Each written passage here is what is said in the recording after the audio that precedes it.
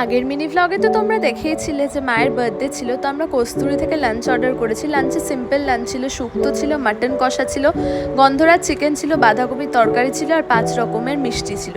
এদিকে দিদা মাকে আশীর্বাদ করছে। দিদা মাকে একটা সোনার পলা বাঁধানো গিফট করেছে বার্থডেতে, তো মা ওটাই আর ওয়েট না করতে পেরে আগেই ওটা পরে নিচ্ছে। তো এইটা হচ্ছে ডিজাইনটা খুব সুন্দর হয়েছে।